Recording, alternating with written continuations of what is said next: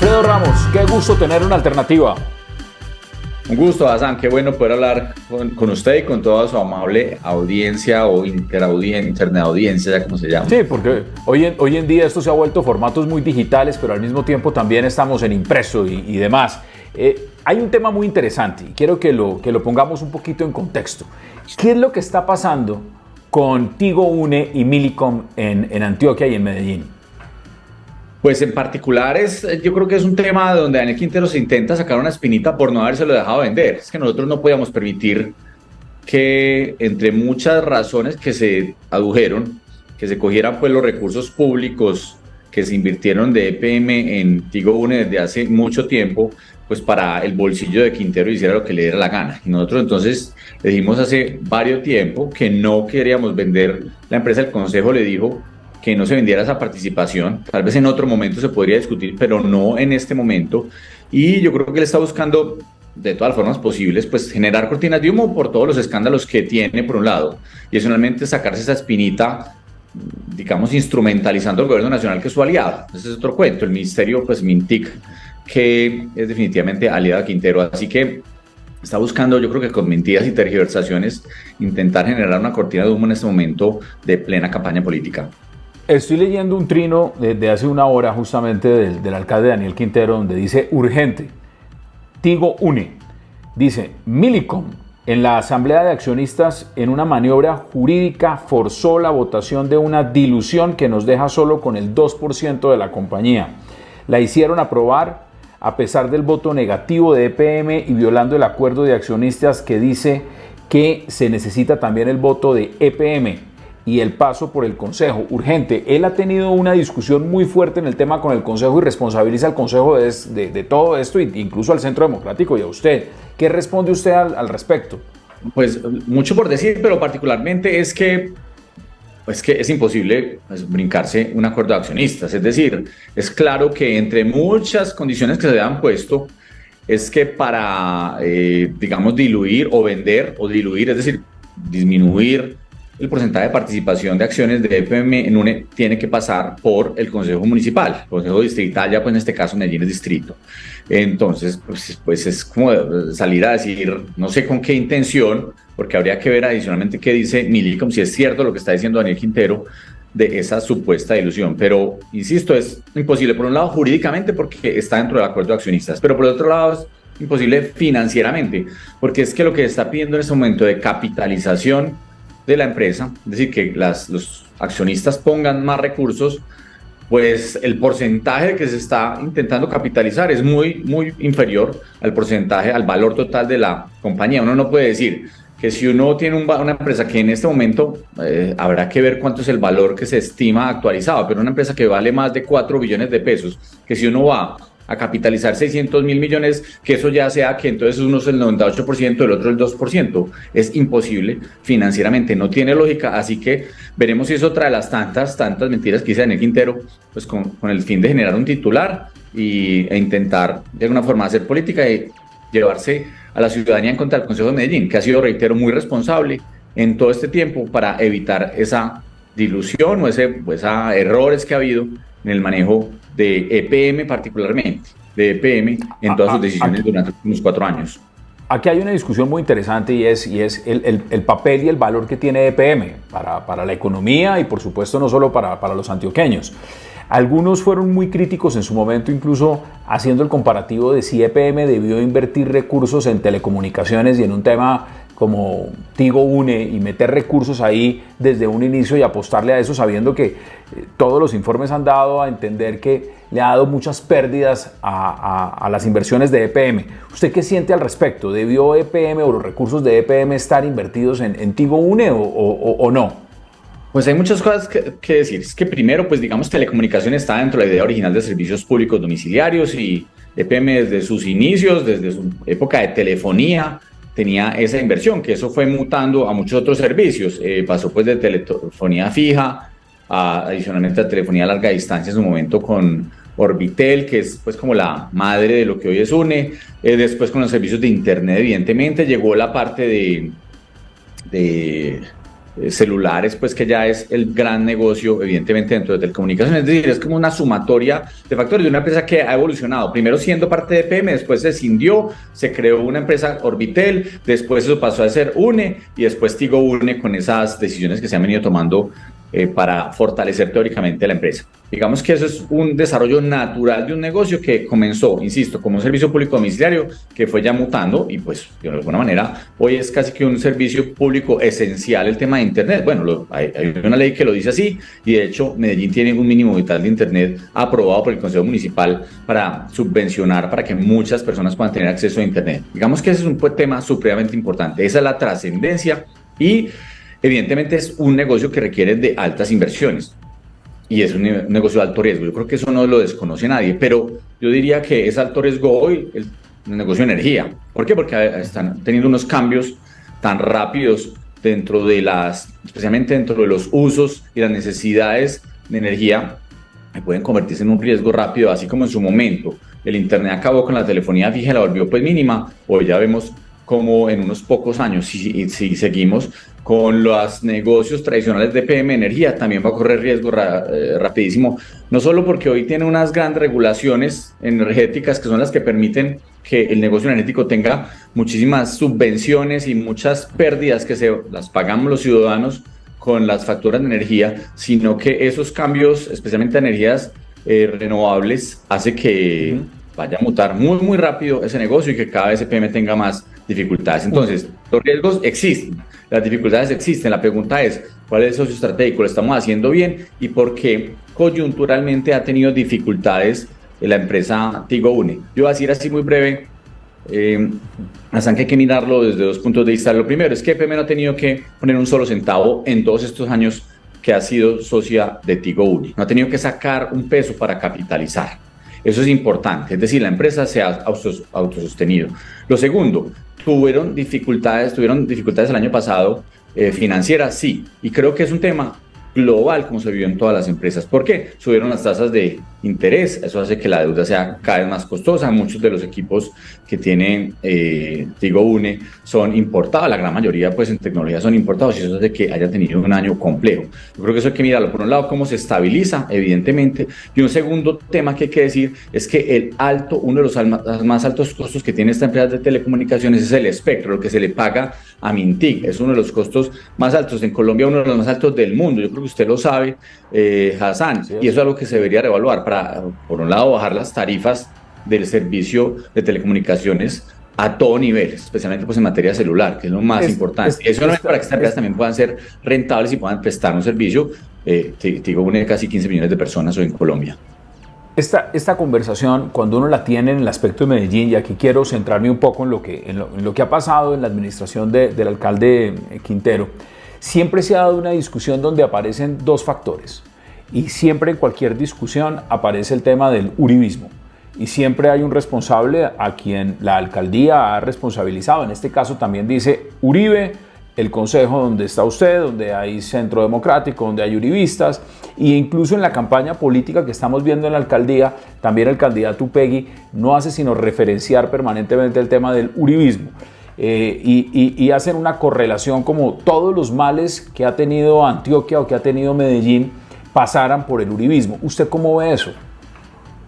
Pues es la típica mediocridad de algunos que para esconder sus debilidades, sus falencias, su corrupción, pues buscan es simplemente cualquier hoy narrativa que exista y evidentemente ciertos sectores de la opinión pública que están en contravía, sea de la imagen de Álvaro Uribe, sea la imagen del Centro Democrático, pues son caldo de cultivo para ese tipo de narrativas. Y yo creo que la ciudad hace mucho rato abrió los ojos frente a eso, abrió los ojos frente a una perversa administración que ustedes ven ya sus niveles de favorabilidad del 28% y siguen decayendo y seguirán decayendo porque las personas saben cómo es Daniel Quintero, cómo es su comportamiento pues personal.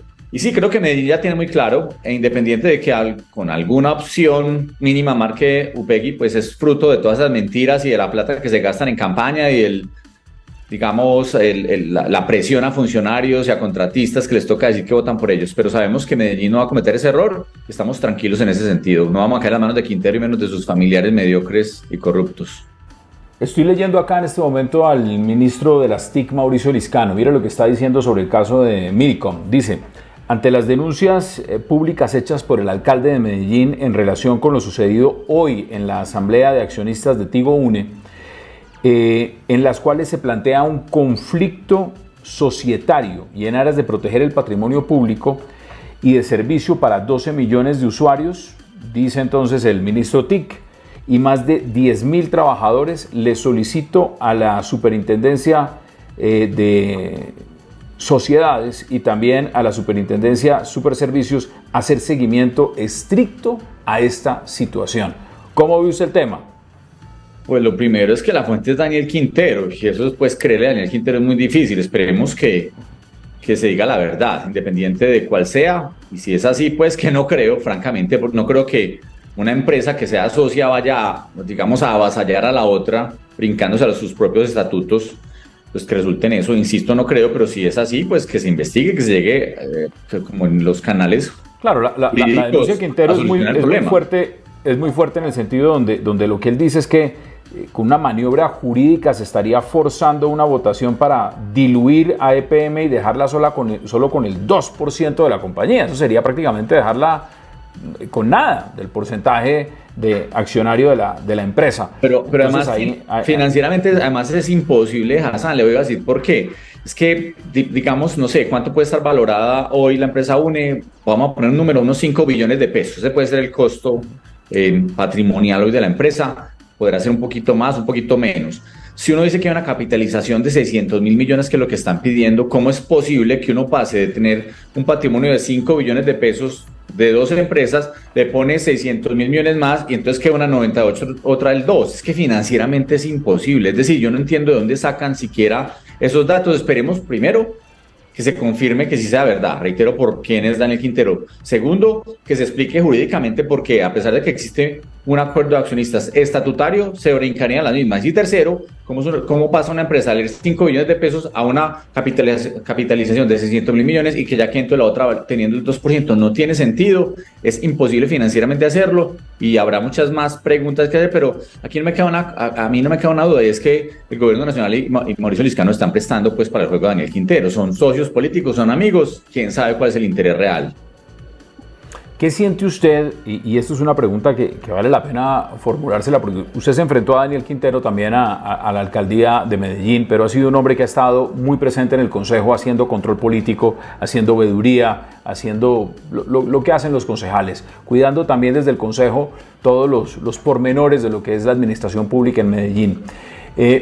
¿Se siente la polarización en Medellín? Se siente que hay una división, se siente que hay muchos escándalos sobre los cuales la administración distrital ha estado involucrada. El alcalde en varias oportunidades ha dicho que esto es una persecución, como lo hablábamos anteriormente del uribismo, que hay una persecución también de los medios, y ha sido muy claro señalando al colombiano, diciendo que el colombiano ha tenido una posición de atacarlo y no reconocerle nada. Pero lo que sí está claro es que en Medellín se vive un ambiente de muchísima polarización. ¿Usted cómo ve la película? No, o sea, en Medellín no hay polarización. Aquí hay una claridad absoluta, meridiana, de la ciudadanía sobre la corrupción que existe en el gobierno de Daniel Quintero, sobre su mala administración, sobre su mala gestión. Entonces, pues la polarización es un cuento que le ha querido vender Daniel Quintero como si eso fue, pues la ciudad estuviera dividida. No, yo creo que no solo las encuestas, sino las conversaciones con cualquier persona. Vaya a cualquier barrio de Medellín, al más humilde de Medellín, y le dirán que el gobierno es malo, que están robando la plata, porque las personas no están viendo que se vean las inversiones en Medellín. Las calles están sucias, hay huecos en todos lados, hasta en las cosas más sencillas se nota la falta de presencia del gobierno local. Entonces, eso es parte de una narrativa que se ha querido crear, que básicamente está fomentada en bodegas pagadas con nuestros recursos públicos, entre otras cosas, y en unos contratistas que les toca decir obligados lo que quiere que el gobierno se diga al gobierno local. Pero no hay polarización. Medellín tiene claridad meridiana sobre, insisto, la corrupción, la improvisación y la mala gestión de este gobierno. ¿Cuáles son los temas más importantes que usted cree que hay que rescatar en Medellín frente a lo que usted plantea? Y es, el próximo alcalde de Medellín va a tener que enfrentarse, ¿cuáles son los grandes retos que va a tener que enfrentar?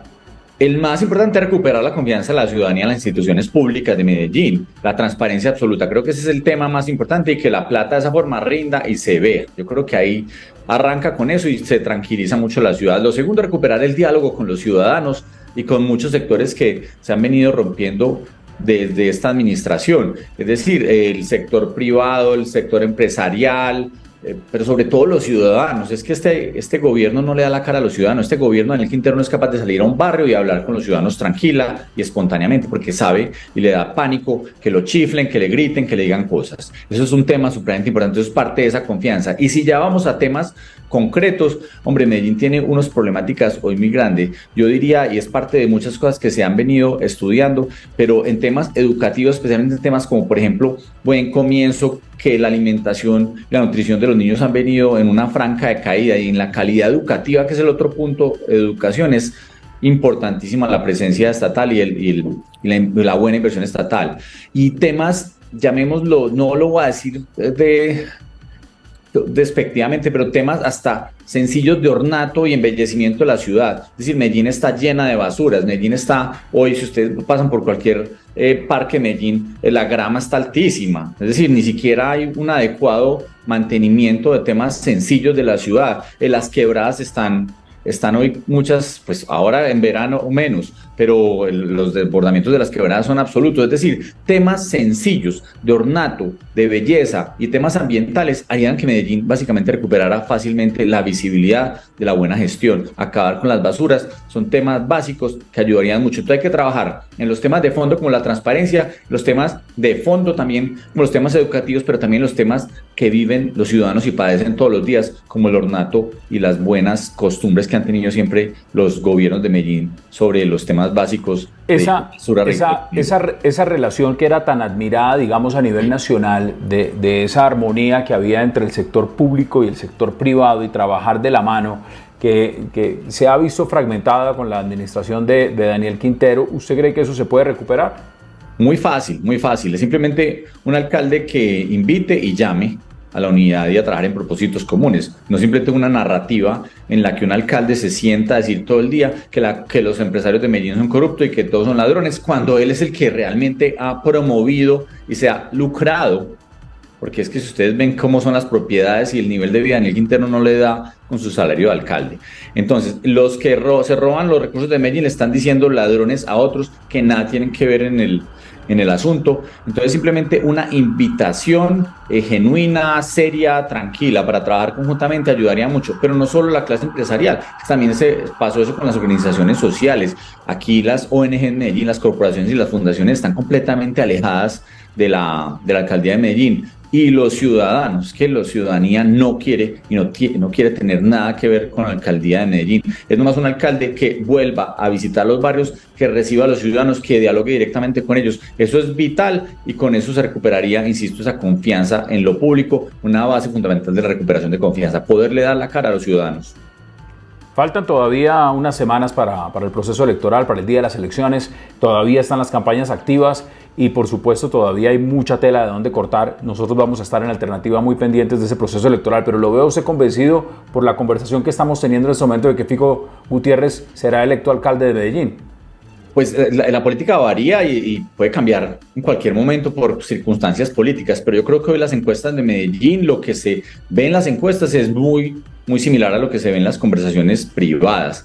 Creo que la ciudadanía quiere finalmente derrotar la corrupción del gobierno Quintero, derrotar el pésimo gobierno del gobierno Quintero, derrotar esas narrativas dañinas, y seguramente cuando hay opciones serias, con profundidad, que son visibles para la ciudadanía, seguramente tendrán la acogida de la votación. Pero como veo hoy las cosas, se nota lo que dicen las encuestas en las conversaciones privadas. Alfredo Ramos, estaremos muy pendientes de lo que pase con Antioquia, por supuesto con Medellín, donde hay muchos temas de la agenda nacional y por supuesto esa campaña política no es la excepción, y por supuesto por el tema principal por el cual nos estamos comunicando esta mañana, para analizar muy bien lo que está pasando con Tigo Une, con Millicom y esas denuncias que ha hecho el alcalde de Medellín, Daniel Quintero, donde puntualmente culpa al Consejo de Medellín, donde está usted, lo culpa también, culpa al uribismo, y ahora con la intervención y el mensaje que ha puesto el señor ministro de las TIC, Mauricio Liscano, donde le pide a la Superservicios y a las Supersociedades estar muy atenta del proceso de las acciones y de lo que pase dentro de la Junta de Tigo Une. Como siempre, un placer. Gracias por la gentileza y por estos minutos con Alternativa, Alfredo. A usted, Hassan, siempre muy agradecido, y muy brevemente diremos que Daniel Quintero está buscando sacarse una espina porque el Consejo de Medellín no le permitió robarse la plata que querían hacer de Tigo Une, de la venta de PM en Tigo Une, que la querían volver plata de bolsillo por una cantidad de intereses particulares, privados, que es los que tiene Daniel Quintero, con los contratistas que hemos venido denunciando desde el primer momento que se tomaron a Medellín, unos advenedizos contratistas que hoy se nota claramente que no hicieron las obras ni ejecutaron los programas sociales de Medellín. Muchísimas gracias. Alfredo Ramos en Alternativa, y nos volvemos a encontrar. Por supuesto, esta entrevista estará publicada en todos los canales digitales de Alternativa, en YouTube, en Instagram, en Twitter y por supuesto también en TikTok. Chao, chao. Revista Alternativa, edición septiembre. El país sí necesita un acuerdo nacional. Entrevista con Luis Fernando Velasco, Min Interior. La confesión de Nicolás Petro, la punta del iceberg. El feminicidio de Luz Mary Tristán. Columnas de Jaime Arrubla, María Margarita López, Jorge Espinosa, Víctor G. Ricardo. Internacional, foros, arte y cultura, moda, tendencias. Suscríbete. Revista Alternativa.